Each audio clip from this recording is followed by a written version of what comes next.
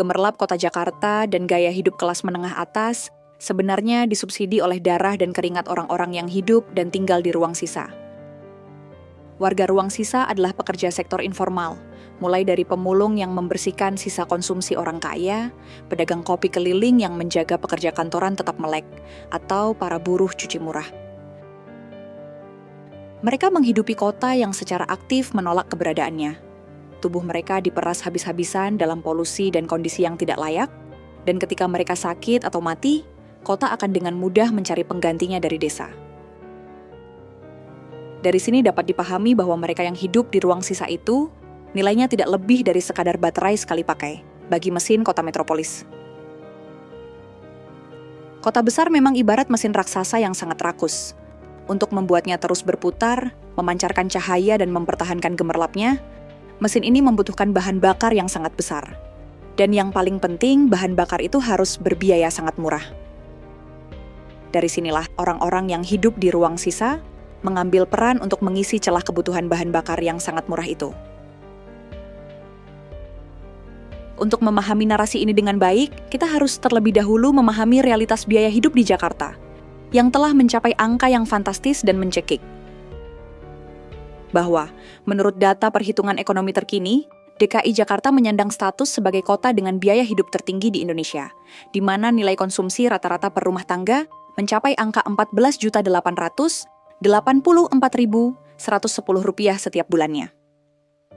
Angka yang sangat besar ini dihitung berdasarkan keranjang konsumsi yang mencakup ratusan komunitas esensial, mulai dari makanan, perumahan, listrik, air, transportasi, hingga biaya pendidikan dan kesehatan. Di sisi lain, upah minimum provinsi, meskipun sering mendapat apresiasi sebagai contoh bagi daerah lain, pada kenyataannya bergerak sangat lambat dan kerap kali tidak mampu mengejar laju inflasi dan standar biaya hidup minimum tersebut. Sebagai akibatnya, kelas menengah di Indonesia, khususnya di Jakarta, saat ini sedang terjebak dalam apa yang disebut sebagai mode bertahan. Mereka harus menghitung setiap sen yang dikeluarkan, agar tetap bisa mempertahankan gaya hidup urban mereka. Pertanyaannya, bagaimana kelas menengah ini bisa terus mengonsumsi, minum kopi setiap hari, menikmati layanan jasa kebersihan, dan menjaga operasional kehidupan mereka di tengah himpitan biaya hidup yang mencapai belasan juta rupiah? Jawabannya terletak pada subsidi tidak terlihat yang diberikan secara paksa oleh pekerja sektor informal, alias oleh orang-orang yang hidup di ruang sisa. Di Indonesia, struktur ketenaga kerjaan sangat timpang, di mana sekitar 60% pekerja didominasi oleh mereka yang bekerja di sektor informal. Pekerja informal ini tidak memiliki jaring pengaman sosial, tidak memiliki kontrak kerja, dan pendapatan mereka jauh di bawah upah minimum. Banyak dari orang-orang ini adalah penghuni tetap ruang-ruang sisa di Jakarta. Merekalah para pedagang kopi keliling yang mengayuh sepeda di bawah terik matahari, menyusuri celah-celah gedung perkantoran untuk menjaga jutaan pekerja kantoran tetap terjaga dengan segelas kopi saset seharga ribuan rupiah. Merekalah buruh cuci murah yang bermukim di bantaran kali, yang memastikan seragam para pegawai tetap rapi tanpa harus membayar biaya pembantu komersial yang mahal. Dan yang paling ekstrim, merekalah pasukan pemulung yang menjadi garda terdepan sistem pengelolaan sampah di ibu kota.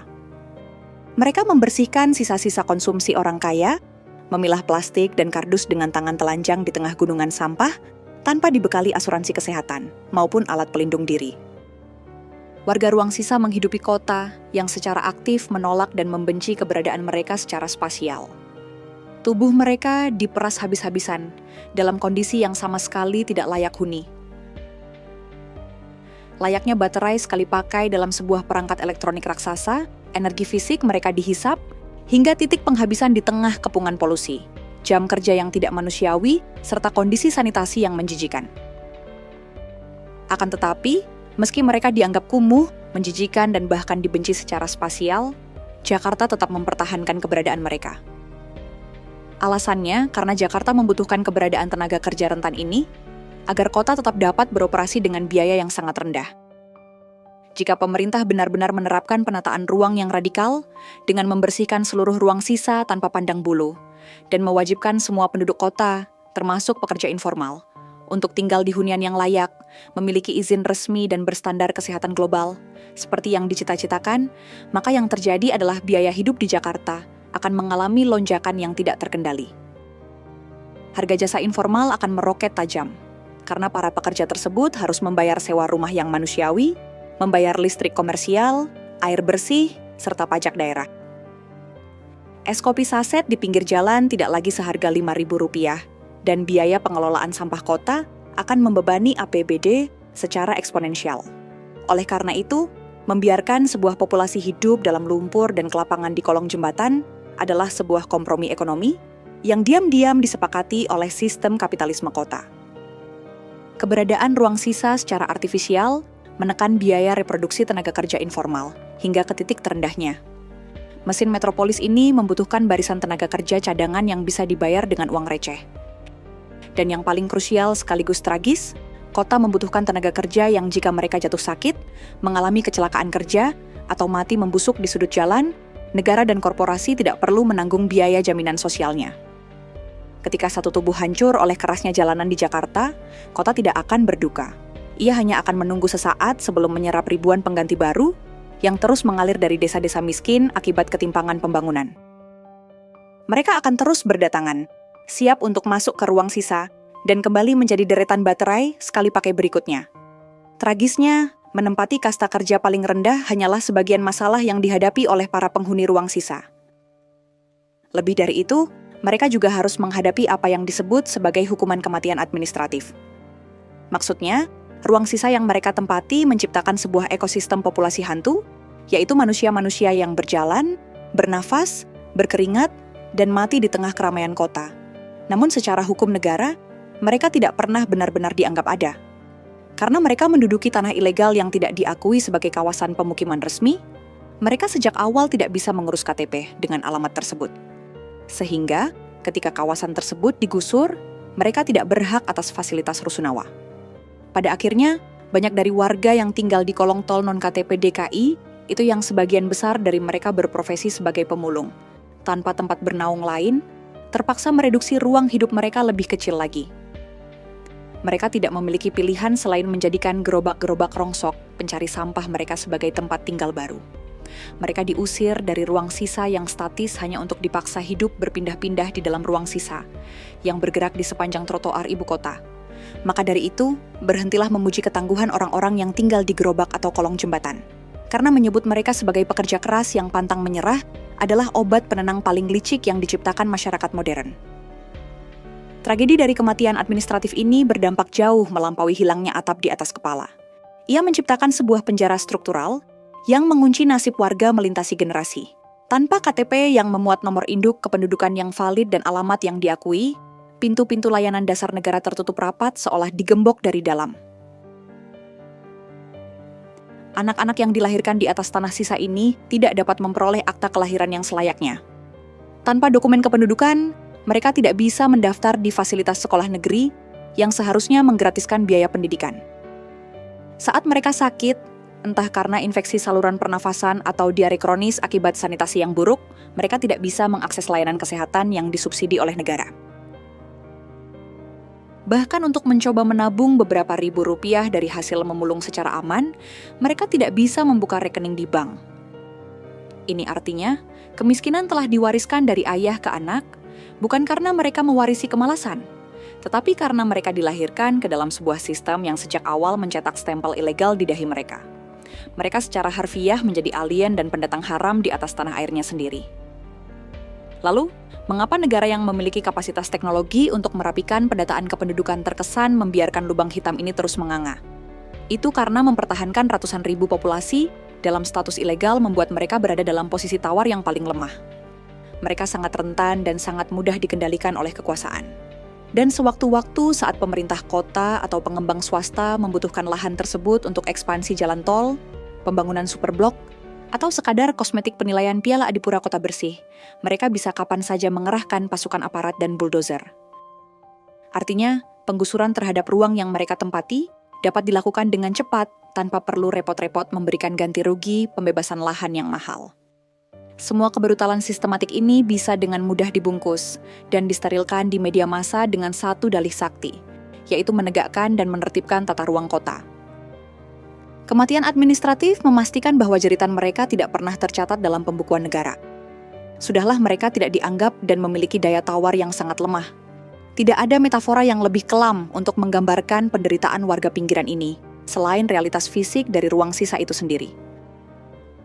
Bahwa tinggal di celah-celah sempit infrastruktur raksasa Jakarta bukan hanya berurusan dengan keterbatasan meter persegi tempat tidur, tetapi juga menyerahkan tubuh manusia secara perlahan untuk diracuni oleh produk sampingan peradaban modern. Hidup dan membesarkan seorang balita di kolong jalan tol yang padat bukanlah pekerjaan yang mudah dijalani. Bagi masyarakat kelas menengah yang melintas di atasnya, jalan tol adalah medium mobilitas cepat yang memangkas waktu tempuh mereka dari kawasan perumahan pinggiran menuju pusat bisnis. Namun, bagi mereka yang hidup di bawahnya, setiap detik adalah paparan tanpa henti terhadap getaran beton yang merusak ketenangan mental. Deru bising knalpot yang merusak fungsi pendengaran, dan yang paling mematikan dari semuanya, udara yang dipenuhi partikel mikroskopis beracun. Menurut sebuah penelitian mengenai kualitas udara di wilayah DKI Jakarta, kontribusi bahan pencemar dari aktivitas kendaraan bermotor terhadap kualitas udara mencapai angka yang mendominasi, yaitu sebesar 70%. Metropolitan yang terus membengkak ini mengalami peningkatan jumlah kendaraan rata-rata 5 hingga 9% per tahun yang kemudian melepaskan bertonton polutan ke udara. Dan udara yang tercemar parah ini tidak sekadar kotor. Ia mengandung logam berat yang sangat berbahaya, salah satunya adalah timbal. Timbal bukanlah debu biasa. Ia adalah neurotoksin mematikan yang menyusup ke dalam aliran darah manusia melalui setiap tarikan nafas. Dampak langsung dari ekologi beracun ini terhadap kelompok rentan perkotaan telah didokumentasikan dalam literatur medis. Sebuah studi mendalam pernah dilakukan untuk mengukur kadar timbal dalam darah para pekerja yang sehari-harinya beraktivitas di jalanan penuh polusi. Dan hasilnya, seluruh subjek penelitian memiliki nilai kadar timbal darah di atas 10 mikrogram persen, yang merupakan batas ambang yang patut diwaspadai. Bahkan, kadar maksimum yang ditemukan mencapai 22,9 mikrogram persen.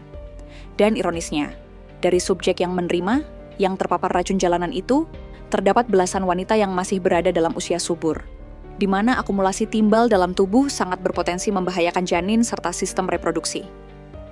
Jika pekerja berseragam di bilik tol saja terpapar sedemikian parahnya, maka bayangkan kerusakan organ yang dialami oleh anak-anak pemulung yang bermain tanah liat di bawah kolong jembatan layak. Partikel timbal yang mengendap di tanah terhirup dan tertelan setiap hari. Infeksi usus dari limpasan air pembuangan pabrik yang menggenang di gorong-gorong menjadi teman minum mereka. Penyakit tuberkulosis yang mewabah di ganggang sempit tanpa ventilasi sinar matahari, hingga masalah stunting bukanlah anomali medis yang langka di sini. Kondisi patologis tersebut adalah standar hidup yang diterima apa adanya. Dan secara harfiah, ruang sisa ini tidak ubahnya ruang tunggu kematian yang jarum jamnya berdetak sangat lambat. Pertanyaan moral yang kemudian muncul, mengapa kondisi lingkungan yang secara gamblang melanggar setiap prinsip dasar hak asasi manusia dan deklarasi kesehatan publik ini dibiarkan bertahan dari dekade ke dekade? Jawabannya adalah mengenai bagaimana kota menilai warganya. Secara statistik, nyawa para penghuni ruang sisa tidak memiliki nilai politik atau ekonomi yang signifikan di mata pedoman makro pembangunan. Pemerintah daerah dan birokrat secara teratur mempublikasikan data kesuksesan yang diukur melalui variabel makro, seperti Produk Domestik Regional Bruto atau PDRB, serta Indeks Pembangunan Manusia atau IPM. Secara analitik, data historis DKI Jakarta menunjukkan bahwa variabel PDRB dan IPM memang memiliki pengaruh yang signifikan secara statistik terhadap naik turunnya tingkat kemiskinan formal di ibu kota. Peningkatan PDRB dianggap mencapai kue ekonomi yang membesar. Namun, angka-angka makro yang diagungkan ini seringkali buta terhadap realitas mikro yang membusuk di ruang sisa. Pendekatan pembangunan sebuah kota global lebih memprioritaskan pembangunan infrastruktur kesehatan yang elit. Misal rumah sakit megah bertaraf internasional, layanan estetika medis, serta penanganan penyakit degeneratif bagi kelas berpunya, demi mengejar skor indeks kota global. Fasilitas-fasilitas mutakhir ini tidak pernah didesain untuk menyentuh kehidupan para pemulung yang batuk berdarah di bantaran rel kereta api. Ini artinya membiarkan kaum miskin kota terpapar ekosistem beracun ini dianggap jauh lebih hemat dari kacamata anggaran. Jika pemerintah harus membongkar akar masalahnya, mereka harus melakukan relokasi yang manusiawi. Sementara itu, relokasi yang layak membutuhkan pembebasan lahan untuk hunian di dalam kota. Padahal, setiap jengkal tanah di Jakarta memiliki valuasi komersial yang sangat fantastis. Karena itu, membiarkan mereka sakit secara perlahan dan akhirnya mati dalam diam, dianggap lebih murah daripada mengalihkan peruntukan lahan komersial mahal menjadi fasilitas perumahan sosial. Jika eksploitasi ekonomi dan penindasan ekologis belum cukup gelap, maka ada satu lagi sisi paling sinis dari keberadaan ruang sisa. Terkadang, mereka tidak diabaikan sepenuhnya. Para penghuni ruang sisa memiliki satu nilai komunitas yang sangat diagungkan dalam iklim demokrasi prosedural, yaitu suara para pemilih. Keputusasaan warga ruang sisa ini secara berkala diekstraksi menjadi komoditas politik tingkat tinggi. Setiap 5 tahun sekali, menjelang momentum pemilihan kepala daerah gubernur atau pemilu legislatif, kantong-kantong pemukiman kumuh, bantaran rel dan kolong jembatan akan disulap secara magis menjadi panggung teatrikal politik yang paling menjijikan. Di masa-masa kampanye elektoral, aroma pesing gorong-gorong dan bau menyengat dari gunungan sampah tiba-tiba tidak lagi menjadi penghalang bagi para kandidat politisi. Mereka yang sehari-hari duduk nyaman di ruang kerja berpendingin mendadak turun ke lapangan. Kita sering melihat adegan ini di televisi. Seorang calon gubernur berjalan menyusuri lorong sempit kampung kota, memeluk anak-anak balita yang rambutnya kemerahan akibat kurang gizi, membagikan 9 bahan pokok, dan dengan suara bergetar di depan kamera, berjanji akan menghadirkan keadilan sosial. Akan tetapi, saat tirai panggung kampanye telah ditutup, dan keriuhan pesta demokrasi dinyatakan usai, realitas hukum menunjukkan wajah yang sesungguhnya. Kajian akademis telah membongkar kelemahan fatal dari manuver ini. Kontrak politik yang diumbar di hadapan publik sesungguhnya sama sekali tidak memiliki kekuatan hukum yang mengikat sebagaimana kontrak dalam kacamata hukum perdata. Itu artinya, janji-janji kampanye ini hanyalah retorika yang tidak memiliki konsekuensi sanksi hukum jika diingkari. Maka pada akhirnya, kolong jembatan layang, bantaran rel kereta api, dan celah antar gedung pencakar langit itu akan terus berdiri tegak sebagai monumen paling jujur dan paling abadi dari kegagalan sistemik Jakarta. Di tengah hingar-bingar ambisi Jakarta menuju kota global yang bertabur cahaya masa depan, terdapat sebuah kenyataan pahit bahwa di dasar piramida kota ini, warga ruang sisa tidak pernah benar-benar dilupakan begitu saja. Sebaliknya, keberadaan mereka dieksploitasi dengan sangat teliti dan presisi, hanya untuk pada akhirnya dibiarkan mati secara perlahan dalam kesunyian.